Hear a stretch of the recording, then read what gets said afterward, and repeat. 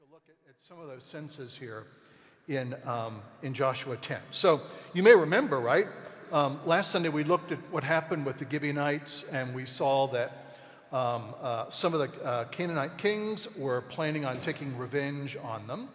And now we're going to see what happens as a result of that. So picking things up in Joshua 10:1, we're going to notice a couple things here. I'll just note, because this will be important for later on, we just want to note that in the Canaanite sort of way of looking at things, there's a strong association between kings and the gods, almost like we saw in Egypt, right? So kings aren't just like political figures who have a lot of power. They're kind of viewed as like semi-divine people, right? And most of the kings were happy to have people think that for obvious reasons, okay? So what happens to them is going to be really important, and I'll try and draw your attention to that. So here's how things open in Joshua 10:1. Remember that the king of Jerusalem is organizing the other Canaanite kings to engage in a war against the Gibeonites, and here we see that battle. As soon as Adoni-Zedek, king of Jerusalem, heard how Joshua had captured Ai and had devoted it to destruction, doing to Ai and its king as he had done to Jericho and its king, and how the inhabitants of Gibeon had made peace with Israel and were among them, he feared greatly, because Gibeon was a great city, like one of the royal cities, and because it was greater than Ai, and all its men were warriors. So Adoni-Zedek, king of Jerusalem, sent to Hoham, king of Hebron, to Priam, king of Jarmuth, to Jophthah, king of Lachish, and to Debir, the king of Eglon, saying, come up to me and help me. Let us strike Gibeon, for it has made peace with Joshua and with the people of Israel. Then the 5 kings of the Amorites, and the king of Jerusalem, and the king of Hebron, and the king of Jarmuth, and the king of Lachish, and the king of Eglon gathered their forces and went up with all their armies and encamped against Gibeon and made war against it. So this is a pretty like fearsome undertaking. Okay, so this isn't just like one Canaanite city, but like a group of them.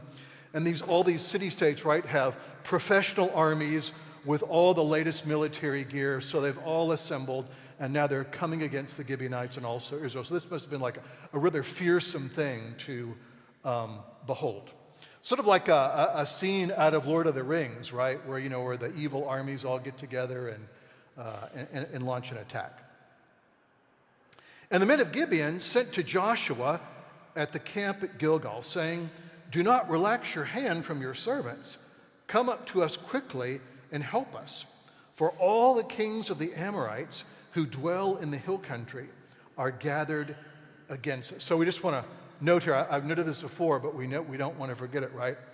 We want to remember that, like a lot of names in the Old Testament, right, Joshua's name is significant, right?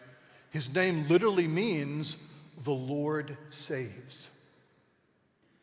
This is actually Jesus' Hebrew name, Yehoshua, shortened to Yeshua, Latinized as Jesus. So notice here, the Gibeonites are calling on the one whose name is the Lord saves to help them. And it's not just, would you kind of like come over here and lend us a hand? This is more along the lines of, help! Okay, this is like a really fearsome thing that's going on. So we just want to appreciate that. Notice what happens in Joshua 10:8. We should expect this by now. And the Lord said to Joshua, do not fear them, for I have given them into your hand. Not a man of them shall stand before you. So Joshua came up upon them suddenly, and having marched upon all night from Gilgal, the Lord threw them into a panic before Israel, who struck them with a great blow at Gibeon and chased them by way of the ascent to Beth-horon and struck them as far as Azek and Makkedah. And as they fled before Israel, while they were going down the ascent of Beth Horon, the Lord threw down large stones from heaven on them as far as Azekah, and they died. There were more who died because of the hailstones than the sons of Israel killed with the sword. So just a comment about what's happening here. First, right, the message that we've seen before, don't be afraid, because I, the Lord, have given them into your hand. Now, really important note here, as I said before, Joshua is clearly a sort of Jesus figure. So we see traits in Joshua that we should expect to find in Jesus. And one of them is right here, right? The idea, right, is that Joshua succeeds in battle. Not because he's sort of a superior military strategist, not because the Israelite army is more powerful than what's coming against them. Joshua succeeds in battle for one reason, and one reason alone. And that is, he heeds the word of the Lord to trust him. Really important point here that we see in Joshua, we should now expect to see in Jesus, right? Trust in the Lord is the source of real power. Trust in the Lord is the source of real power. We see it in Joshua, we clearly see it in Jesus, so that's an important thing to note here. The other thing that's happened here, and I think this is an important little note here, in Joshua 10:11, right, almost as a sort of parenthetical note, just so everybody's clear on this. There were more who died because of the hailstones than the sons of Israel killed with the sword. That's an important note. That is, we're told here, right, that two things happen to the Canaanite armies. One is God throws them into confusion and then pelts them with large hailstones as they're fleeing. And we're told here, right, that that's the thing that's decisive. Sure, the Israelites were brave, they did fight, but that's not the thing that was decisive. That's not the thing that won the battle. The thing that won the battle was the action of God. And here's where we see something I think that's really interesting, and another one of these places where we want to kind of note the connection between Old and New Testaments. In Revelation 16, hailstones become a means of God's judgment.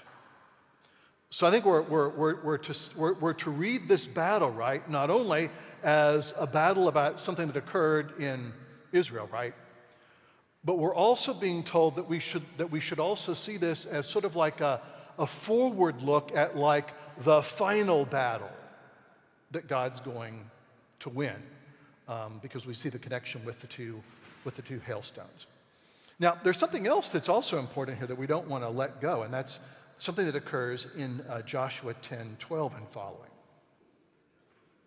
And at the time, Joshua spoke to the Lord in the day, when the Lord had given the Amorites over to the sons of Israel, and he said in the sight of Israel, so this is what Joshua says, or part of what he says, "Sun, stand still at Gibeon, and moon in the valley of Egilion."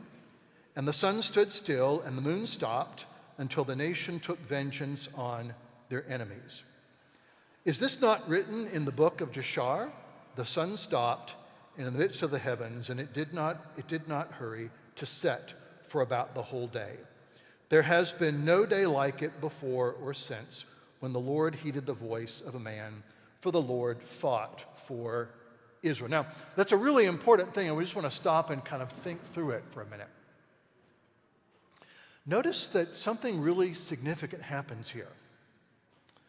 The stopping of the sun and the moon is significant for a number of reasons, which we don't have time to all explore, but we at least want to note its most probably important reason.